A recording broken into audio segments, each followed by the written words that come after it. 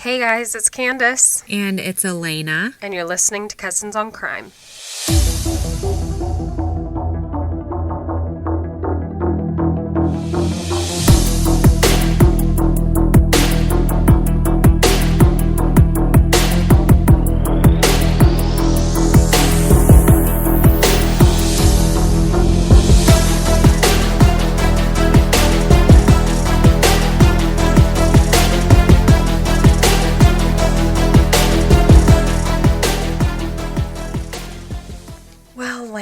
We made it. Finally, we made it. We're here. Yeah, we made it work today. Wow, what a day. This morning I thought I was on my deathbed. Oh, no. And I've lived many lifetimes since then.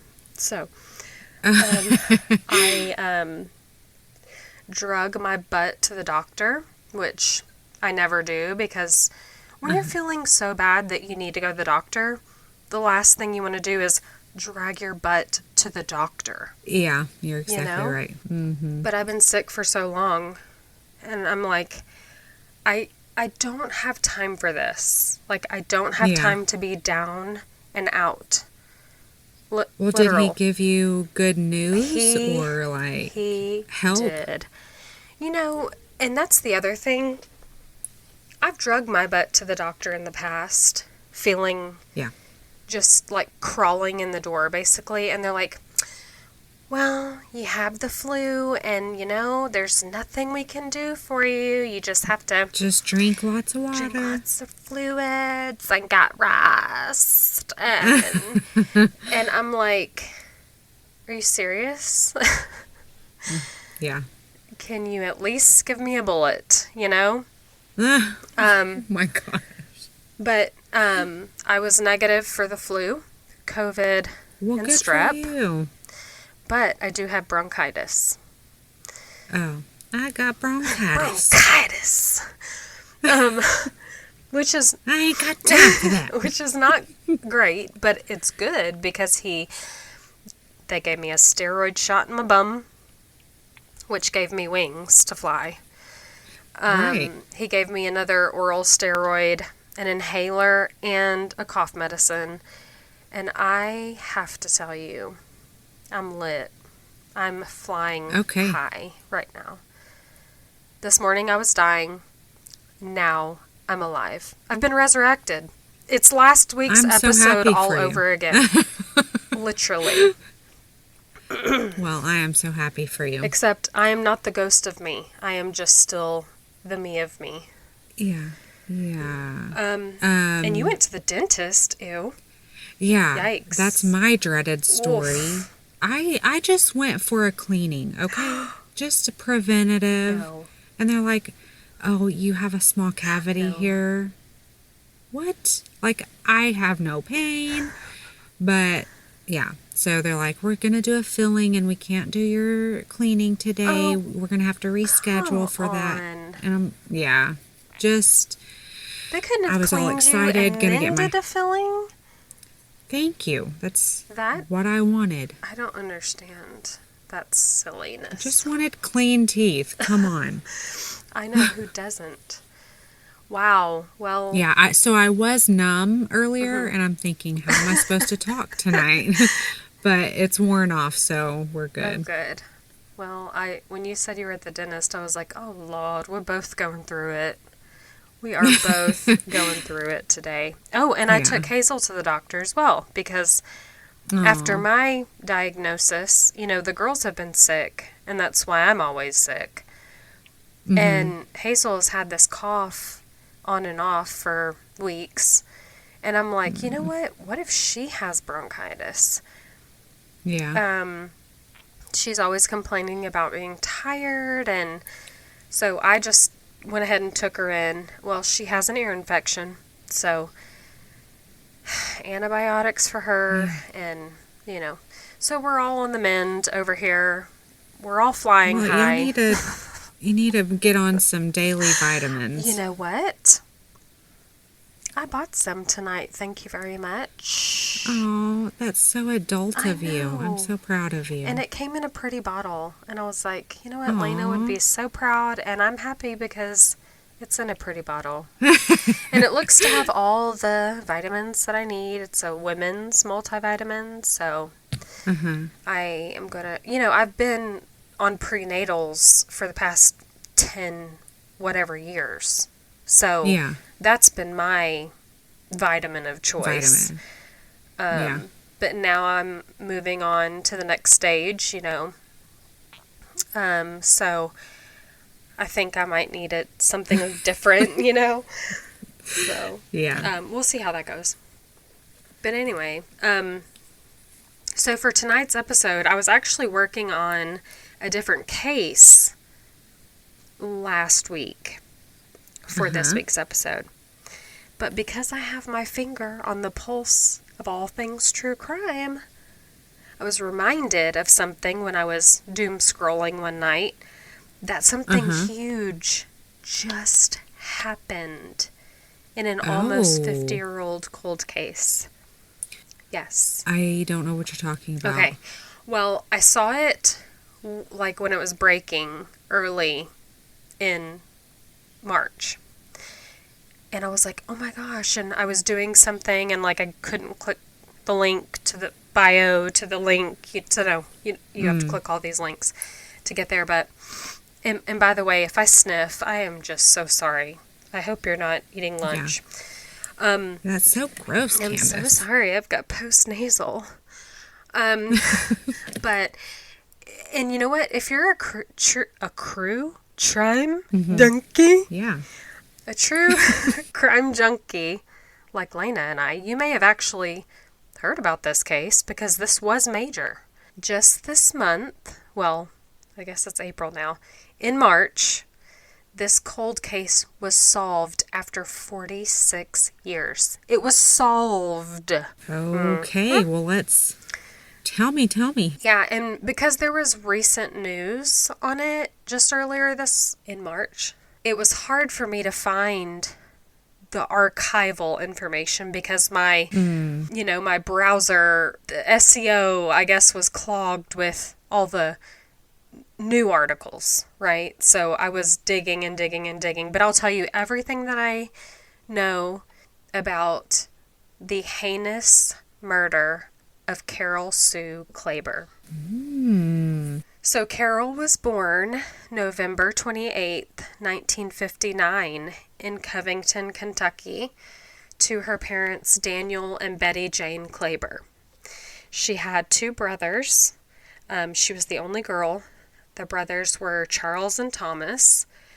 And sadly, her father passed away in 1970 at just 41 years old. So she was just 10 or 11 when that happened.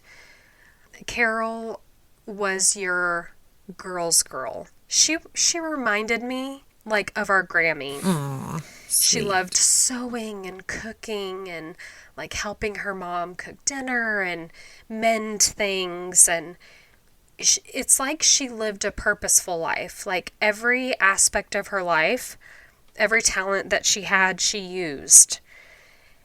She was very into music. She actually began playing the piano at 5 years old, and then she picked up the acoustic guitar, and then she started learning to play the violin. Wow. She'd play music and sing in the bathtub. She just was so cool. I can just imagine like being best friends with her if I lived near her during that time. Yeah, sounds like your kind of girl. Exactly, right?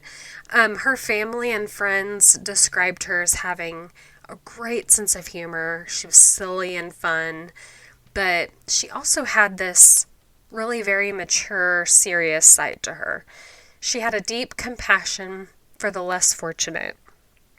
She volunteered as a candy striper at St. Charles Nursing Home. Isn't that precious? That's cute. Yeah, she just sounds so wholesome, so of the time, just a great girl. Yeah. And she loved riding her bike to meet up with her friends in the park, back in that day. And back in our day, Lena, we would ride bikes and meet up with each other. Yeah. We'd pretty much only pick up the phone to say, hey, you want to meet at the bridge? Yeah. So she was like that. She loved hanging out and hanging outdoors with her friends. And by 1979, she lived at 414 Werner Drive in Fort Wright, Kentucky, with her mother. Now, it's worth noting here that some reports mentioned her leaving her parents' home.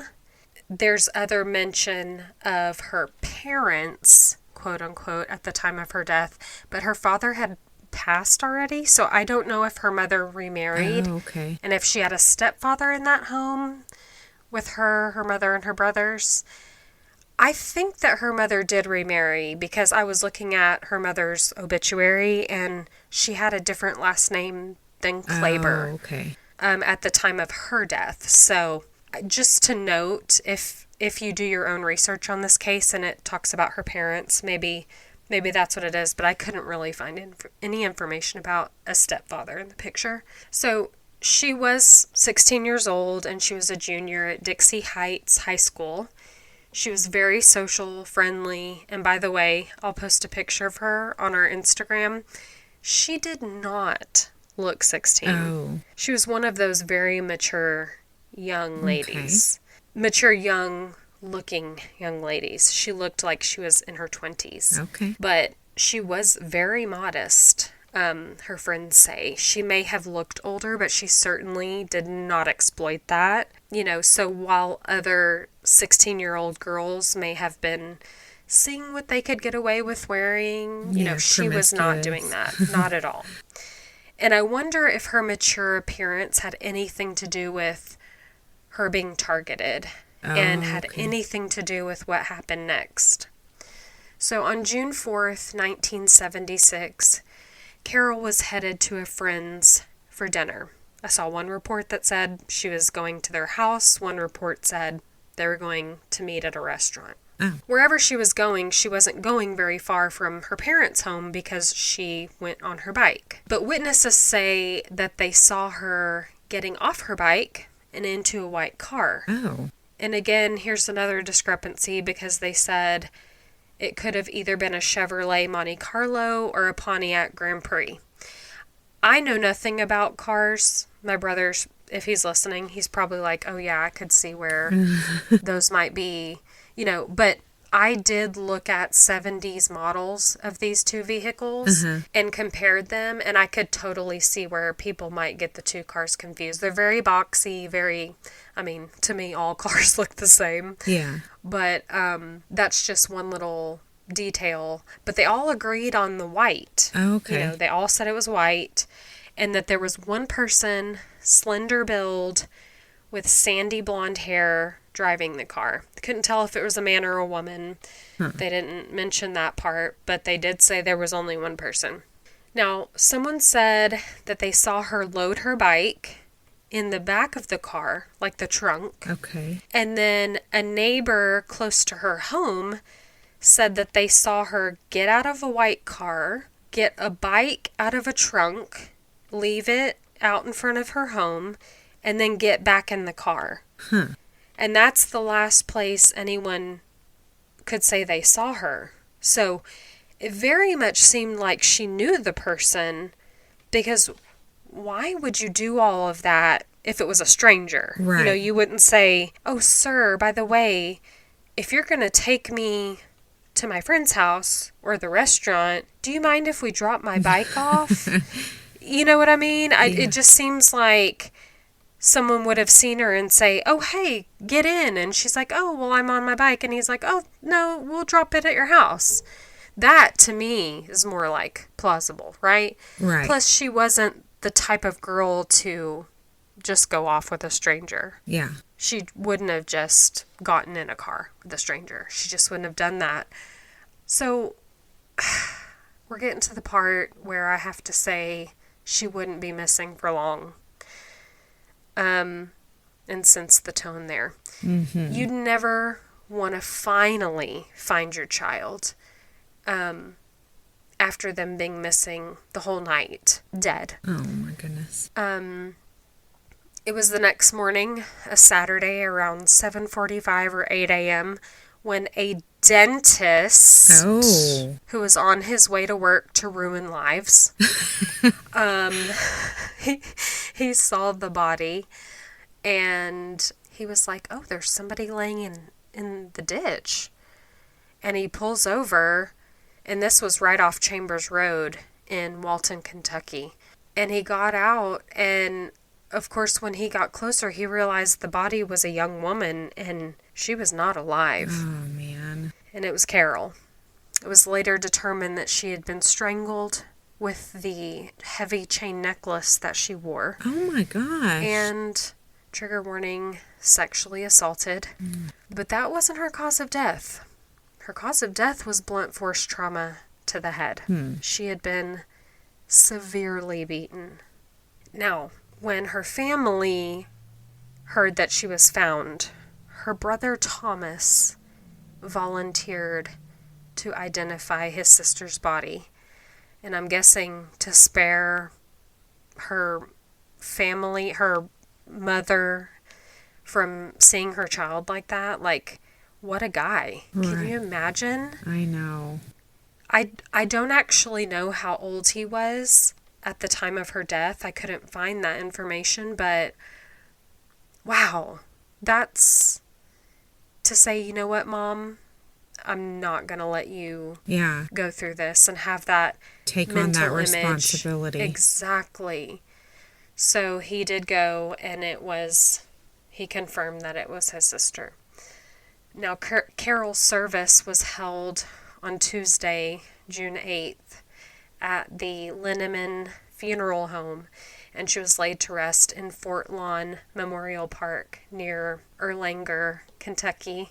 I always wonder, people hear these stories and they're like, oh, they were buried, and then we talk about the case, and then we talk about the suspects, and we tell this story, but imagine your family member's murdered. You plan this funeral. You attend the funeral. You're sitting there talking about the life and all the great things about your 16-year-old daughter that someone murdered. Yeah. And I could not imagine. There has to be a part of you that cannot sit in that seat. It's like, I want to be outside figuring out who did this. Yeah. It's like you can't even, I think of the last funeral I went to, Granddad's funeral, and you sit there and you think about all the times, the little straws he'd pull out of the broom and say, hey, if you tickle my ear, I'll give you 10 cents. And, hey, if you file these papers for me, I'll give you $20. Yeah. And I just remember all the things he was to us. And, we also had it in the back of our mind knowing that he went in peace. Right. And he was no longer, suffering from the illness that took him. Yeah, absolutely. But families of murdered victims, especially children, and they're sitting there like, I'm just looking back at my notes. She was laid to rest. It's like, what does that even mean? Yeah. For a murdered victim. And then they could have never known that this case would just go ice cold. Yeah. Completely cold. Cold. Tragic. So, anyways, I digress. Let's get to the investigation, because there was one. Jerry Keith was a detective with the Kentucky State Police. He became the investigator on the case. And he was relentless. I mean, you can't say that they didn't collect evidence. This is not a story of the police boggled this investigation. They didn't. They collected evidence. They collected DNA swabs when there wasn't even DNA in the 70s. Yeah. They didn't even know. I mean, they had to have known, oh, maybe we can use this somehow, some way. And they did their due diligence, and they really did. Now, from talking to friends and family and witnesses in the vicinity, they did establish somewhat of that timeline. Of course, they had that little bit of information about the driver and the vehicle she was last seen in, but we're talking about a cold case here. So, the weeks drug on, the months drug on before any suspects actually emerged in the case. Wow. One suspect emerged like years and years and years and years and years later. So due to the fact that we have the advantage of hindsight, I won't identify these two suspects by name because we know they didn't murder Carol. They may not have been saints, but they have nothing to do with this case. Gotcha. But I will tell you how they got tangled up in all this and how they were ever linked to it. The first guy was caught stealing a vehicle that matched the description of the white car Carol was seen getting into. Oh, wow. So they thought, well, that's sus, See, that's why you don't do things like that. Like, you Exactly. never know how it's going to escalate. I know, right? Well, he cooperated fully with police. He said, I've messed up. I've done some stupid stuff, but I would never kill anyone, and I didn't murder Carol. He gave a DNA sample to police. They swabbed him, and he said, please, let me know. Because he's like, I know I didn't do it, but I would love for you to personally clear me. Yeah. Like, he was all in this. He was like, I'll do whatever I can to help you. And the police were able to officially clear him all these years later. And they did call him. They picked up the phone and called him and said, you didn't do it. And he's like, yeah, I know, but thank you for your call. And, because I can't imagine. Now, the second guy had been accused of raping a woman in 1978 in a nearby town. And he did confess to raping her, but he denied killing Carol as well. So he also gave a DNA sample, which ruled him out. And they had fingerprints on this guy because of the rape case and all of that. Right. So they were able to totally clear him. Now, in 2017, and 2017, that's a big jump, right? Yeah, a long time. So Jerry Keith, the investigator, he was relentless for 10 years. 10 years. Investigating this case, running down every single thing, hitting brick wall after brick wall. I can't imagine how frustrating that must have been. So the case did go cold because what are you going to do? I mean, if you've exhausted everything, no one's talking, the witnesses saw what they saw, people didn't see what they didn't see, and that's it. Technology isn't there yet, you just gotta wait. So, in 2017, a cold case unit with the Boone County Sheriff's Department reopened Carol's case.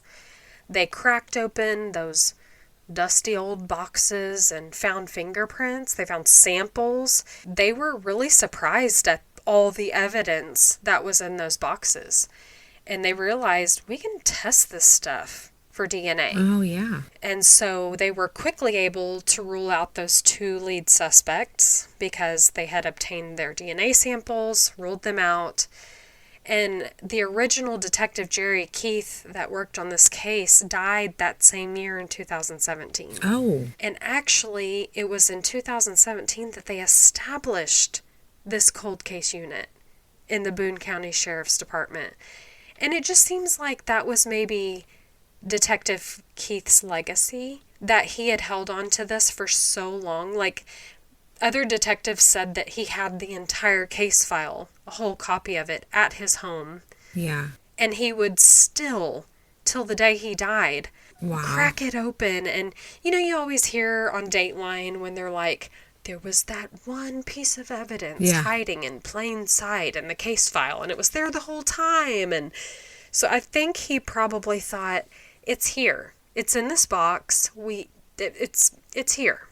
Well, and that's the thing. Just have to find it. A lot of investigators, they have that one case, or maybe even a few cases that they can't let go of. Yeah, they can't let go of. And now that this, I don't know how investigator Keith died, but it's almost like, okay, this cold case group is going to reopen it, and now I can rest Yeah. easy knowing that they're Yeah. going to do their job and get it solved. Exactly. He can rest easy. That's right.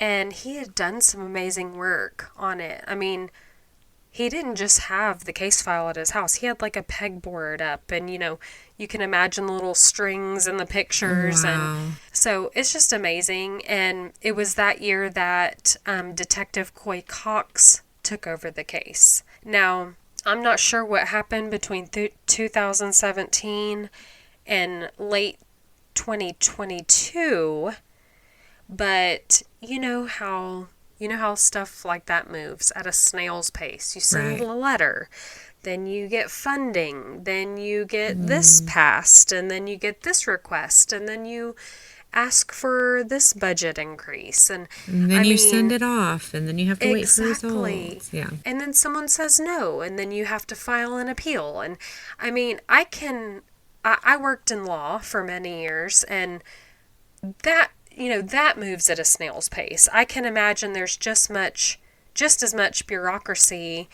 in like the police, with the labs and Oh, yeah. all that communication. I can imagine that goes on too. So, but in September of 2022, a Texas-based laboratory got involved. Ortham Inc. specializes in forensic genealogy, specifically to solve cold cases. Isn't that cool? Yeah, that's really cool. Like, a lab is like, you know what? We're going to solve cold cases. And what? Because they were able to rule out the 2 lead suspects in 2017, they needed more, right? So they had the DNA from the samples in the box. They had the DNA from the 2 lead suspects back in 2017, and they were able to say, not a match. But to get to the murderer, they had to do something big, Right. right? So that's why they got this lab involved. They needed more. They needed that extra step to get them to the truth. How many cold cases are we seeing being solved with this type of strategy? Something Strategy. like that. Yeah. Good Lord. It's like my brain just That was skipped. hard, Candace. That was difficult. The Golden State Killer case, that's how we solved it. Oh, okay. Through forensic genealogy. And by the way, if you've been... I'm talking to you if you've murdered someone. If you have been living your life, eating Chick-fil-A, remarrying, having more children, sitting in your recliner watching reruns of The Price is Right, doing whatever an old man or woman does that thinks they're just going to die an old man or woman and warm in their bed, let me tell you something. Justice is coming for you. Yes. Okay? Yes. I don't care how many wrinkles you have. We're going to lock you up. Okay? Anyway, back to the story. Ortham Inc. developed a DNA profile, and through working leads, they tracked down the child of this profile. Oh. This person never really knew their father. So they were like, yeah, you can have my DNA. Oh, wow. So they got the child's DNA, and they were able to match a parent-child relationship with this DNA. That is so they incredible. Knew that child's father was the murderer. And by the way, side note, the funding for this DNA testing came from Season of Justice. Oh. If you're a true crime junkie, and you also listen to the podcast Crime Junkie, you'll probably know the name of this nonprofit organization, Season of Justice. It was started by Ashley Flowers, who is the Crime Junkie host. That's actually the first podcast that Lena and I really got into and started texting about. And did you hear this case? Did you hear this case? Probably why we're sitting here today. Yeah. And I think that's really, really cool. So they funded the research, the testing for that. So through this testing, they identified a man named Thomas W. Dunaway as Carol's killer. And he was 19 when he murdered Carol. He lived in Park Hills, which was just a mile and a half away from Carol and her family. So, investigators definitely think she may have knew him through, the neighborhood. Right. Friends of her friends, high school friends, Right. how it all probably, kind of bleeds together. It was probably a small town. Yeah. So, and she rode her bike around. If he was driving around, I certainly think he knew her. Right. I don't think that was random at all. And I don't think that if she didn't know him, she would have gotten his car. I think she definitely either knew him or knew of him. Gotcha. Yeah. Enough to trust him to get in that car. I agree. So, we've got the guy. Where do we go from here? Well, we go nowhere. Nowhere. Because Thomas Dunaway died of a heart attack in 1990 at the age of 33. Wow. So there will be no trial. There will be no jail time. No justice for her family. Oh my gosh. Well, in essence, there is justice. We have an answer. Yeah. If he's burning in hell, there's but justice. He didn't live a long life after that. Yeah, he was right, 19 at the time and died in his 30s, but that's not a long life. That's not. And I'm glad he died and didn't live that long life of becoming a grandfather. And, you think about these, like the Golden State Killer. He went on and grew old and exactly had this relationship with his, I think it was a granddaughter or a niece, but he was just like, and you're like, what? Yeah. All this time. Well, and like the Peacock's murder that we talked about a few weeks ago, that trial I don't think has even started. I actually looked it up earlier to see if there was any new news, but the last they said was that he was arrested as an old man years later. Yeah, and he was probably, what was he? He was into collecting something. What was it? Am I dreaming that? Maybe I'm dreaming that. I don't know, but coins? No, they so the coins. Peacocks, the Peacocks were known, okay. Yeah, they were known to have cash and maybe possibly gems and stuff in the house. But yeah, nothing was said about Michael Louise collecting anything.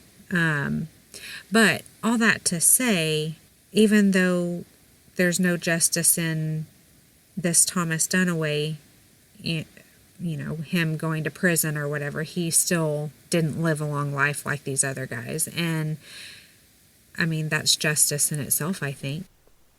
I hope that it feels like justice for her family.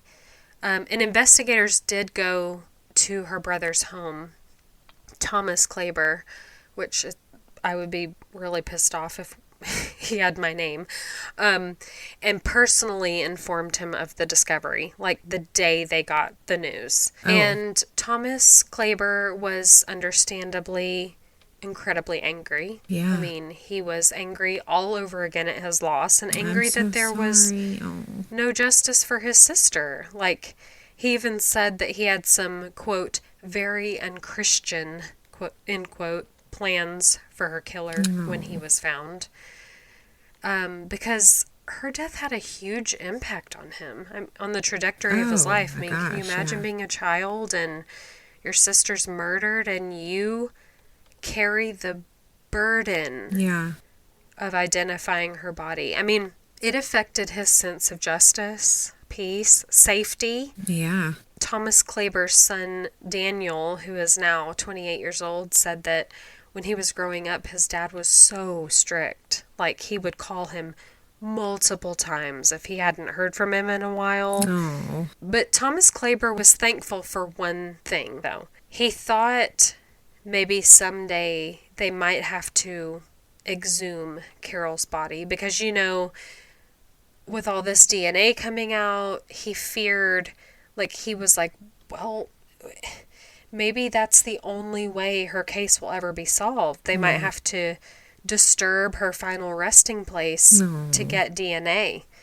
And the detective said, no, No, we don't need to do that. We just exhumed Thomas Dunaway's body instead. What? Mm-hmm. Wow. They exhumed Thomas Dunaway's body to get his DNA profile put into CODIS. Wow. That's right. That's right. And you know, they wanted to get that DNA profile into the national database because they believed he probably killed even more people. Yeah. And perhaps they could solve even more cold cases. So they exhumed him instead of Carol. And that is a little bit of justice. True. Do you think? Yeah, absolutely. But even with this, he'd have to make peace with Carol's death pretty much all over again, if you think about it. And this time in a new way, because now he has the answer to who. And he'd need that to make sense. You know, he said, and he told one of the investigators that he always in the back of his mind thought it was Thomas Dunaway for some reason. Like, I don't know if he ever expressed that verbally to anyone. Right. Or if he just kind of was like, had that nagging feeling in the back of his mind. Yeah. I thought it was interesting when I heard that he had that inkling. Yeah. Like, he didn't elaborate on it, but he was like, what sparked that? Yeah, I don't know. I'll post the sketch and a photo of Thomas Dunaway when he was 19 and see what you think. Okay. Maybe it's because the composite sketch looked like him, or maybe Thomas Dunaway... I'll get to what he did, what other things that he did, but he had a reputation, so... Did he drive a white vehicle? He did. Okay. Mm-hmm. So, we may only really have the answer to the question who, because case closed now, right? And of course, in every investigation, you want to get an answer to everything else, right? The why, the how, the when, and so on, but... with the answer to who, we may get more information that we wish to have known. Because like I just alluded to, Thomas Dunaway had a criminal history, guys. Right. Guys. Not shocking. In December of 1969, this was just months after Carol was murdered, after he murdered Carol, he killed a man named Ron Townsend. What? Yeah, he shot Ron Townsend. I think Ron Townsend lived for a couple of days and then he died. But he killed somebody else. He was arrested for the crime and he was actually sentenced to life in prison for the crime. But really? He only served a little over 7 years in prison. I don't know why. The investigators do not know why. In the world? Yeah. When they found out, he was sentenced to life in prison, but he only served 7 years? How does that happen? I don't know. And if they know, then they haven't made it public yet. But before that, before he was arrested in South Carolina for unlawful possession of a sawed-off shotgun and torching a car. Bro. Yeah. Well, days after Carol's body was found, he enlisted in the Army. He's like, I'm out of here. Coincidence? I do not think so. You might be wondering, well, hang on a second. He killed the guy. When did that... If that happened in December, how did he enlist in the Army right after he killed Carol? Well, because he killed Carol, her body was found, he enlisted in the Army, went to the Army for 6 months, went AWOL because he's a piece of crap. Yeah. And that's just what they do. And then he came back home and killed that guy. So, real classy. Thanks for your service, not. Oh, my Lord. Oh, goodness. So, that's what we know about Thomas Dunaway and what he did a little bit before, during, after. And that's really all we have at the moment regarding her case. It's not, it's closed now. They've got the answer. Yeah. And this is just wild. Yeah. We may not have the story of, her last moments or why he did it or why she got into his car. But yeah, like you said earlier, I hope this is some kind of justice to at least have this answer and know that he's not on this earth anymore torturing people. Yeah, and I think that's a good point. Like, we will never know her final moments, like, because, we don't know if he would have ever explained. And even if he did explain, would we believe him? But sometimes it's nice to not have a visual of beautiful Carol getting into that car, saying, yeah, it's just up here. Just up here on the right, Yeah. And him telling us what her state of mind was, that she was completely unaware. She was so trusting, and what he did and how scared she must have been. Sometimes that moment is the victim's, and sometimes it's best if the family never has to relive that with the victim and for the victim, because I cannot imagine, I just can't imagine knowing the final moments and how terrifying, strangled with her own, necklace that she chose to wear that day. She would put it on because it was one of her favorite. It was like this chunky chain. You have to just visualize this girl. She's into art and music, and that's such a 90s, early 2000s statement piece. But she's like, oh, a chain, that's sweet, what a trendsetter. And then she gets strangled with it. My lord. So that is the story. Carol, I hope you're at peace. We got him. After all this time, they never gave up on you. And they got him. They got him. And he may be dead, but we got him. And we know his name. We're shouting it out. And we're speaking ill of the dead. We are. I'm going to smear his name on the concrete like poo off my shoe. Thomas Dunaway, how dare you? Yeah. That was a poem. And a very short poem, but I just wrote it. Rest in peace, Carol. I'm so thankful that your family has an answer. They can do what they will. They can move forward in whatever way they can now, and just have at least one piece to the puzzle. Maybe they'll never know anything else, but they'll know the name. They'll know who. Right. And maybe because this child, we don't know their name, they didn't have a relationship with their dad. No surprise there. But maybe this gives an opportunity for that family to make amends in some way. I mean, I've heard of things like that happening with victims and, perpetrators' families coming together in some sort of a beautiful, weird, strange, that feels weird and uncomfortable, but it's, healing. And it's a connection. It's a connection, yeah. So maybe something like that might come of this. You just never know what could come, what amazing things could still come of this. So I had to put that other case down and tell you guys about this story, because after 50 years, they were like, we are not letting this go. Not letting this go. And I think we're going to see more and more and more of these cases getting funding and grants and, DNA coming through. And it's so exciting. It is so exciting to me. Yeah, I'm sitting here thinking, how many more cold cases are there that can be solved? So many.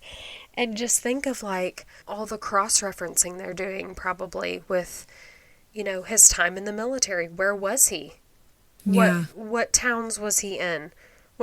What missing people? Right. And how great that his DNA is in CODIS now and can be linked. They snatched him up out of that dirt and they were like, that's do you incredible. consent, sir, to this DNA? Well, that's too bad, crusty old man. We're getting it in CODIS. Wow. Thank you for your contribution. I wonder which part of their his body they took it from. I'll have fun thinking about that later. Yeah, Maybe they interesting. pulled his fingernails off, like Oh. snapped them off, Okay, well, this was great. Let's do it again sometime. And let's do it. All right, we'll Thank see you you, next Candace. week, guys. Bye, y'all. Bye. Well, thank you for listening to Cousins on Crime. If you're enjoying our podcast, please leave us a 5-star rating so that other true crime fans can find us.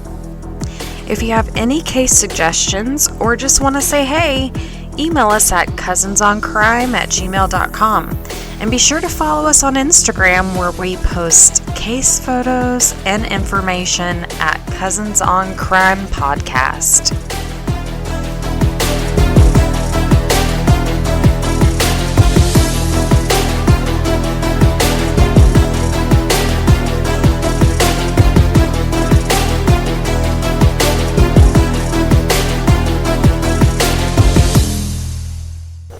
Testing, Tito. testing. Up your Ziggy with a wah-wah brush. Have you seen that movie? No. It was like in the 90s. What's it from? It was, I think it was called Strike, but Chelsea sent me the like a little reel or Snippet. whatever it was, Oh. and reminded me of that movie. And I was like, oh my gosh. Up your Ziggy with a wah-wah brush. Anyways, okay, here we go.